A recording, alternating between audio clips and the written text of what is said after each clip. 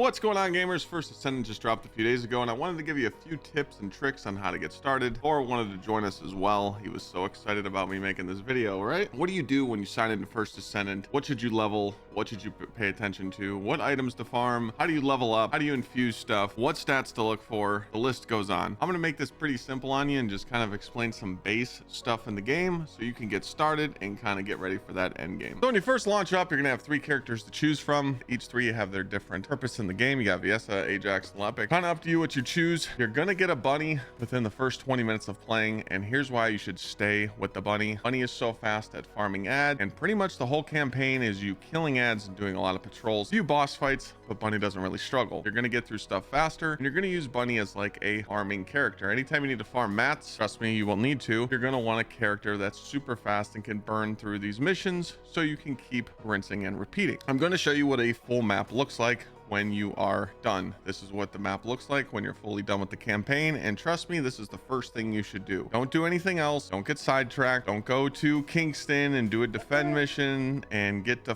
level 40 on your Descendant. Trust me, you'll get there just in time. Complete the campaign as fast as you can because you're able to choose hard mode. When you're on normal mode, you will level up slowly depending on what enemies are in the area, and I wanted to show you this. So if I click on Kingston here and I click on this mission, the monsters are level 7. So you're probably going to get an average of drops between level 6 and level 10. As it scales up, let's just go into this area. As it scales up through the campaign, as you see in this area, the monsters are 79. So you're probably going to be getting level 79 drop. What happens when you switch to hard mode and you beat the campaign? Well, everything starts dropping level 100. So it just makes it really simple. And this is how my character got the level 100 drops. Speaking of free to play games, what if I told you you could win a free gaming console or smartphones? How do you win? Simple.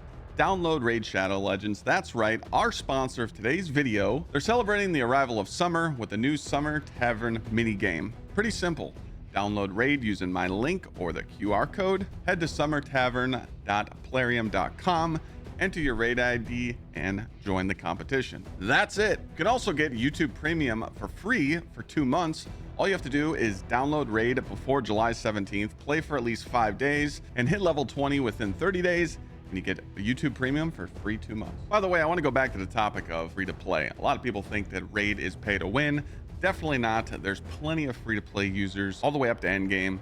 And also, there's an auto play feature. Literally, you can just sit there and play auto play. Level up your champions and get ready for those dungeons. I know I'm about halfway through the campaign.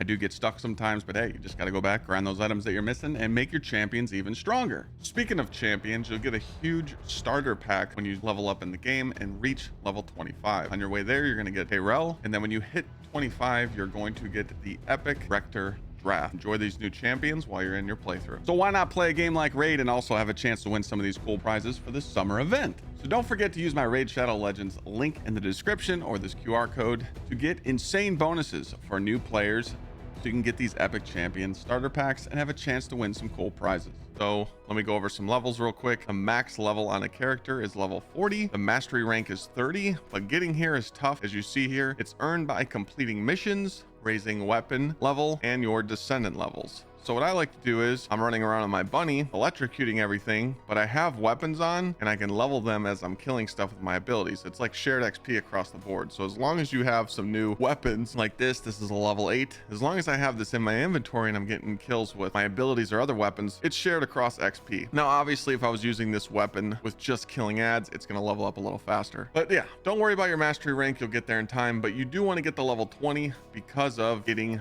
the benefits of the capacity for your mod slots. As you see here, when it gets to level 20, you're going to get to a 50 plus 4, and then it's just going to kind of stay there the whole time until you get to 30. So 30s was more like a bragging right. So if you want to hit a goal, I would get to 20.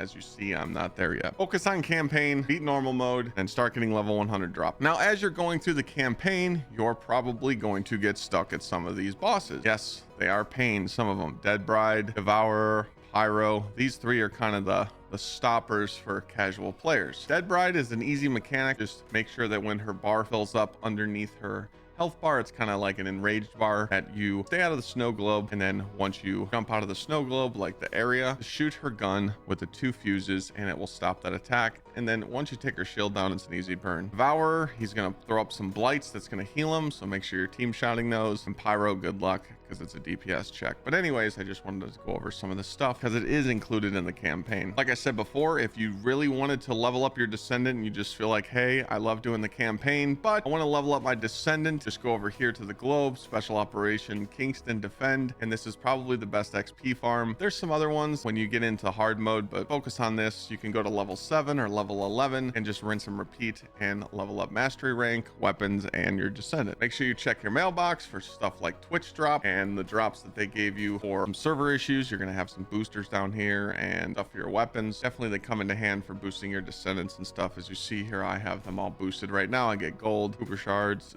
Descendant, and weapon. Right now we're going to go over to some vendors and kind of show you what's going to be happening here. We'll go over those weapons and mods in a second, but looks like I got some stuff ready to go. As you see here, I had some stuff cooking overnight, so I can come here and grab these 4 weapons that I farmed.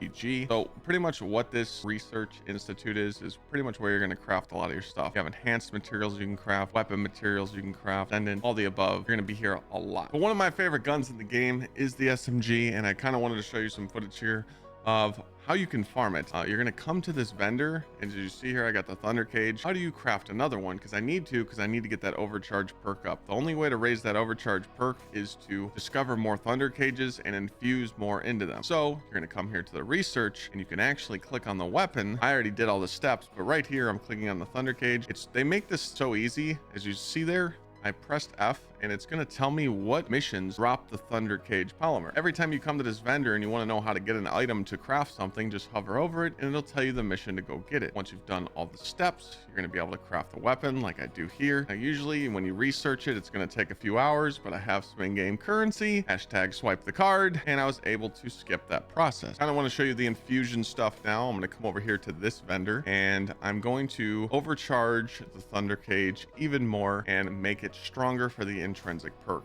You can do this with all the ultimate weapons in the game. As you see here, I have the extra one that I just crafted, and I have the one I'm using, and I'm going to infuse it into my Thunder Cage to make that perk go up. It tells me over here what I'm going to get. The electric shockwave is going to trigger more, and the radius will go up, and I'm going to have a reload time modifier as well. Definitely want to keep doing this. I want to get it all the way up to ×4 at some point. Now, how do you raise your weapon level? You just completed the campaign, or you're on your way to beating the campaign, and you got a weapon, but you want to infuse it into another one. I waited till I beat the campaign, but as you see here, you can do the weapon level transmission. I can infuse my sniper to make it hit a higher preview for DPS and firearm attack. So with the weapon readjustment, I wanted to show you that you can keep all 4 perks or re-roll them. Like I'm going to click on right here. I'm going to click on the chill attack, lock it, re-roll all 3 to get perks that I want for my weapon. Get firearm attack, crit damage, boss damage. But I just wanted to show you that you can come here and re-roll your weapon. Moving on to the mod table, the vendor that's behind us. You're going to be doing this a lot. You got 2 options here. I wanted to show you a cool feature with combining the mods. All you have to do is randomly select 4 mods that you might have some dupes of. Right here, I'm just going to put 4 of the same mod into this, and it's going to randomly spit out a mod that I either have or I don't have yet. I could get lucky. You just never know. You're pretty much just gambling with the system, but I see that I have tons of Hawkeyes here. I'm going to deposit all 4 into the combined module. I'm going to spend 4,000 gold and roll it to see what I get. So we ended up getting a attribute resistance, polygenic antibody. Again, you can keep doing this over and over and over. So you can keep re-rolling this, do what you want to do. I usually just break down my mods because breaking down dupes that you already have, which I'm going to show here in a second, it just gives you more shards to be able to upgrade your shards anyway. Super shards are pretty much the most valuable item in the game. As you see here, I tried rolling again, got a chill resist. I'll take that. Could be used in some frost bosses. Just wanted to show you how to do all this because I know it's very confusing. So usually when I talk to this guy, you're going to go to dismantle mods. There's a shift duplicate mods feature.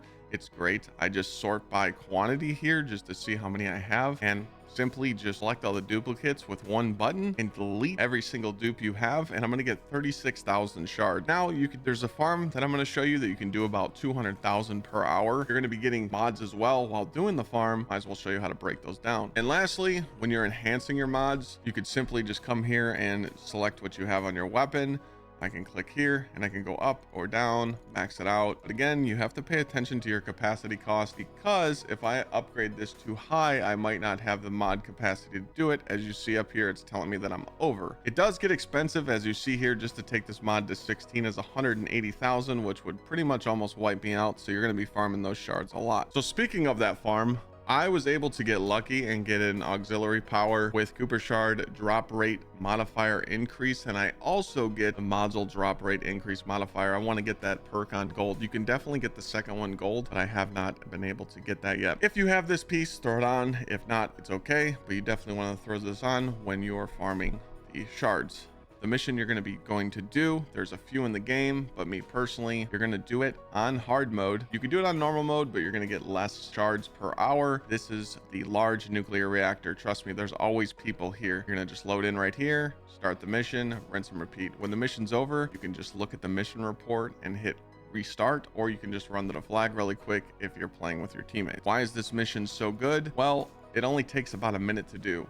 You're literally just in here running around as fast as you possibly can on a bunny or whatever character you're playing. As long as you stay in the middle here, it's going to take around a minute to complete. As soon as you get it, you're going to get tons of reactors. You're going to get tons of mods in here. You're going to get tons of shards. Rinse and repeat. You can run to that flag, or I'm just going to hit restart here. I'm going to look at the mission report, and then I'm just going to hit restart, and it's going to throw me right back into the mission. You're going to get so much stuff in here. You're probably going to get your inventory full a few times. That's okay, but also pay attention to the loot. You might get some good stuff. This is where I'm going to be farming my shards so I can upgrade all my mods, not have to worry about being broke. Talking about some weapon mods, again, it's up to you what you want to run. I would be looking into kind of what's the best mod for the weapon you're using. As a scout rifle, I'm going for weak point, crit hit damage, crit hit rate, attacks power, and the weak point damage. Again, everyone's going to tell you to run different mods, so it's all up to you. Same thing with my thunder cage. I kind of throw some chill attack on this because I'm always spraying the SMG. This is probably one of the best ad clear weapons in the game, and I just wanted to freeze enemies if they're tanky so I can just keep shooting them with it, but it's totally up to you, and I'll probably switch this up. Descendant mod, same thing, kind of up to you. I'm still building the bunny. I'm going to be switching over to Kyle soon. If you're wondering how I got mod capacity 80, that's because I use the item that you get from beating the campaign. These are called energy activators, and they're really rare in the game. So as soon as you hit level 40 on your Descendant, you'll get an energy activator, and then when you beat the campaign, you get another one. I didn't use this on my bunny yet because they're just so rare, and I just don't know which one I want to do. I'm probably going to use it on my bunny because it's going to be a farming character for endgame, and then I can use my other one on my other character. But I did use it on the thunder cage so I can just get more module capacity and just beat the shit out of all the ads. I want to explain what these reactors are. So pretty much what I'm doing here is I'm making this scale with my character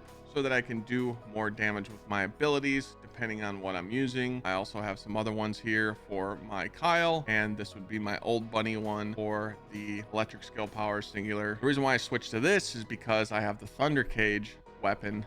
This only procs when it's out. As you see there, the box isn't checked, but this one is. Mounting means it needs to be out, so the weapon needs to be in your hand, but this is going to give me 160% instead of 140. Since I'm using electric skill and singular skill power, it's going to boost all my abilities. As you see there, getting like almost 16,000s with 2 and 3 attack, and then on my ult, I'm getting about 13,000. And then the bottom two perks could be better, but skill cooldown's cool, and then non-attribute skill power boost is good. I'll probably farm a better one so I can have 2 gold perks down there. You can target farm in this game after you beat the campaign, and this is what's great. I just learned this yesterday. In the bottom right hand corner, it says difficulty reward. When you press this button, it's going to give you every single area in the campaign. And you can use this filter to tell the game what you're looking for. If it's a mission that you can farm it in and not a boss, most of the good stuff is tied to a boss, but right here I'm going to show you how to get a reactor, and then I'm going to switch to the singular. I'm going to switch to the electric, and now it's telling me the 3 missions that I can go do to get a reactor that's going to drop a singular and electric.